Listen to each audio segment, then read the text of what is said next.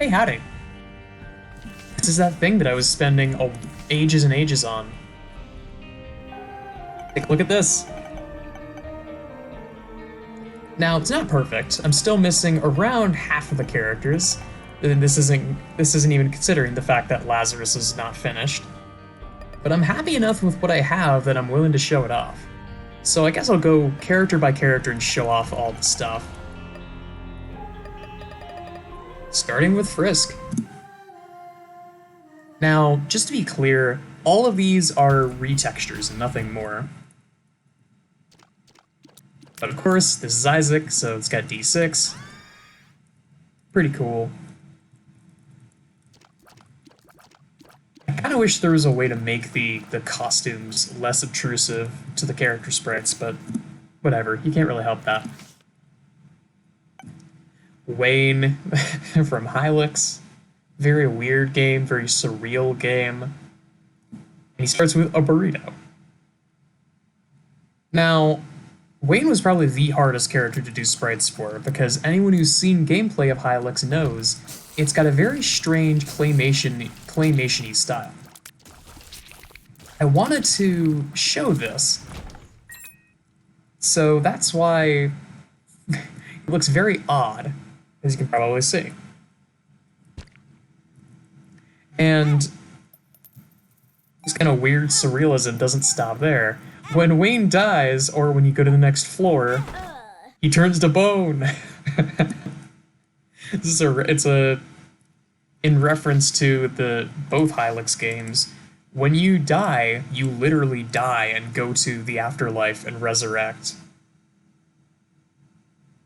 But if I were to go to the next floor, I load in, he's still bone. Quite cool. I had a lot of fun making him. Brad is actually from the game Lisa the Painful, and by extension, Lisa the Joyful. And I think I'm going to have him start with... In the future, I'm going to have Brad start with the knockout drops, because I've changed the name and description of knockout drops to better reflect, to be in reference to his character. Jeez, this is a mean room to start out on. But if he dies, it's quite creepy, actually. Hang on, I will clear the room, kill myself with a bomb. He becomes that. Now, that was quite gory, and anyone who's played Lisa probably knows what specifically that's a reference to. Now, next up is Red from Everhood. This character was particularly hard to represent, and he looks fine. I think his eyes look a little odd, because his eyes are a bit more sunken in the actual sprite. I think it looks fine otherwise. Now, if he dies, the light literally leaves his eyes. Oh, shoot.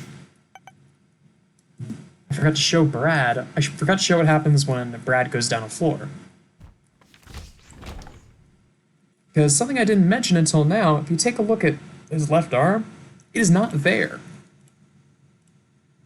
Multiple times throughout Lisa, you literally have to pay life and limb just to progress. And this is his nightmare sprite is sort of in reference to that. He just only has one arm. Now, I may as well show off Frisk. If memory serves as nothing special, I might make it a bit spicier, because this is also the first one I did. Yeah, so for the time being, it's just like, kind of just standard. Maybe I'll put her in a field. Maybe I'll put them in a field of flowers. That could actually be quite cute. And a reference back to Undertale. Now, next up is Philip. Now, you might notice Philip's sprites look very rudimentary. There's only two colors. Well, Space Funeral, very odd game. It's sort of a commentary on the indie RPG and RPG Maker scene. And long story short, it's sort of poking fun at at the high expectations of the RPG Maker community and calling works that don't use completely custom sounds and tile sets as lazy. And that's not necessarily the right thing to do. So in reference to that, he is comically simple and only has two colors in his color palette. Now I made it a little bit more shaded, but I think I'll walk back. And then when he changes between floors or he dies, he does that pose where he like falls on his back. Also reference to Hylix. Also reference to Space Funeral. Now the CEO, this is one I had a lot of fun with. This is from a game that you might not have heard of called Suits Absolute Power. Very cool game, very fun game. I recommend it. I love the art style of it. But the core mechanic revolves around a drug, which I believe is just called poison, that you can take to greatly enhance your stats, but the game, you slowly become corrupted, both morally and financially corrupted. And presumably, I've not actually finished this game, but presumably, depending on whether or not you have a high corruption level or not by the end of the game, it will change the ending that you get. Whether or not you stop the corruption present in Suit City, or whether or not you succumb to the corruption yourself. And the final battle, I would imagine, is between you and the friends that you've made along the way, that kind of thing. But similar sort of mechanic. You can gain temporary power with that little corruption meter on the side reminding you that you're slowly losing sight of who you are in favor of the money. And when you die, the tentacles start to come out. The evil tentacles. Now, Aya is a bit of a weird case. She looks quite radically different. And honestly, that's intentional. Because for all these characters that were made using RPG Maker, Aya's game, Mad Father, was actually made using its like Wolf RPG editor or something like that. I don't remember the exact name of it. It is a different editor altogether, and it also comes with a dramatically different art style.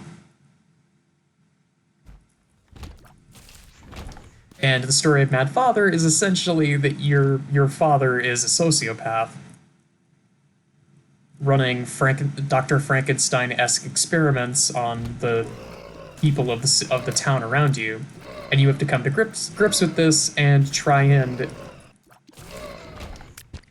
sort of save him, while also bearing in mind that he is a murderer and a terrible person.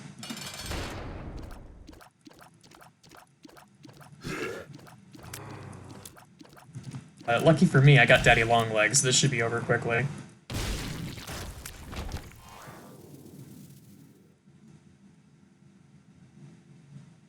And Aya's Nightmare Sprite is not done yet. And she also has no Death Sprite. So let's just move on from here. Susie, this was a real fun one. Look at her. I'm so proud. I'm so proud of how this one turned out.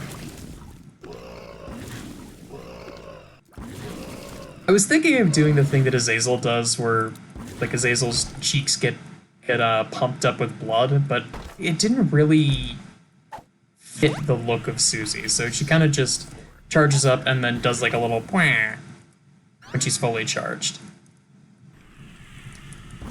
But as a little sign of things to come, you might notice I'm not holding a Fool card right now. It has a dramatically different name and description.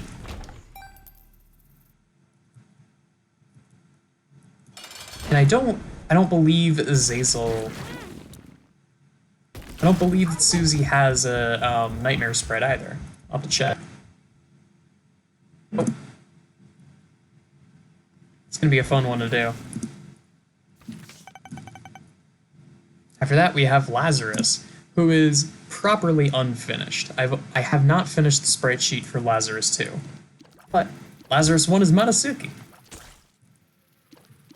Look at her. She's adorable. Now, if you're unlucky enough to die,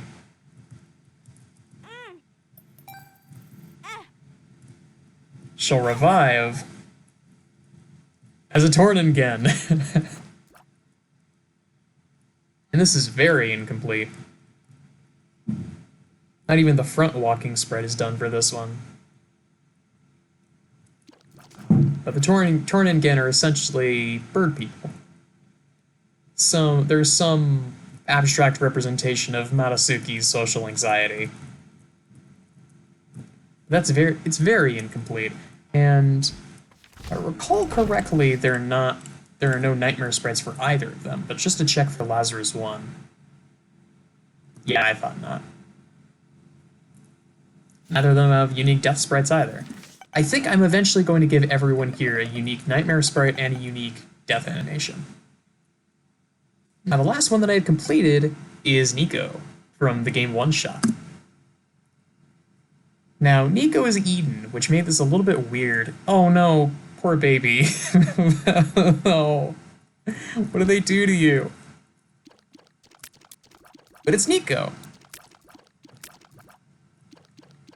Nico's another character I try my best to put a lot of love into because One Shot is amazing. I recommend it.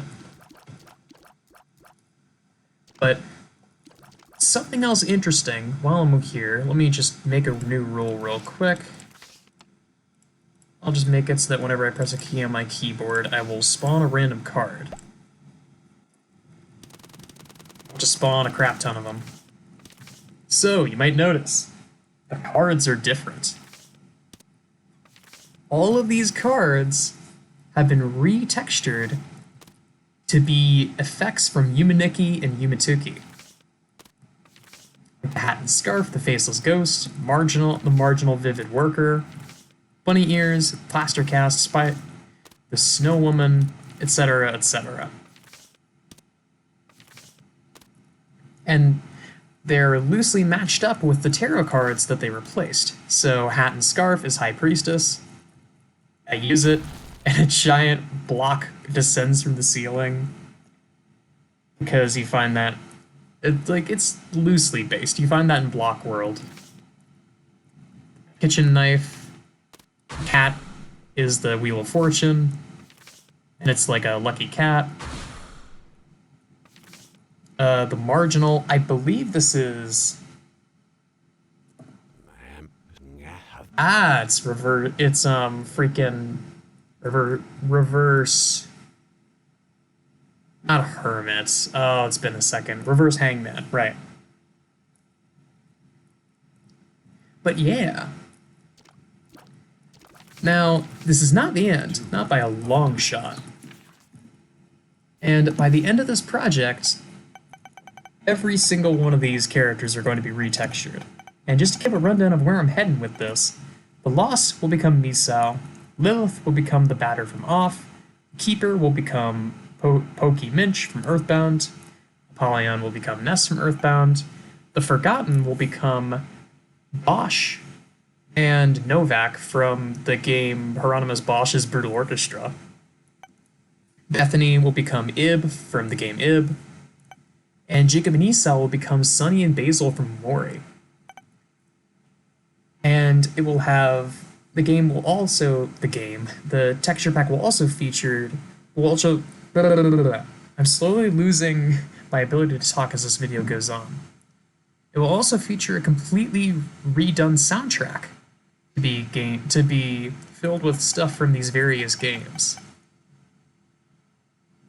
But that's about all I got, in all honesty.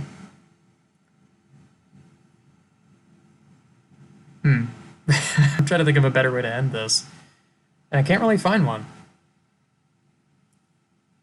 But if you have questions, comments, complaints, I'd love to hear them, especially the complaints, because this is I don't even want to call this the alpha version. It's unfinished even up to the Rebirth Fellows.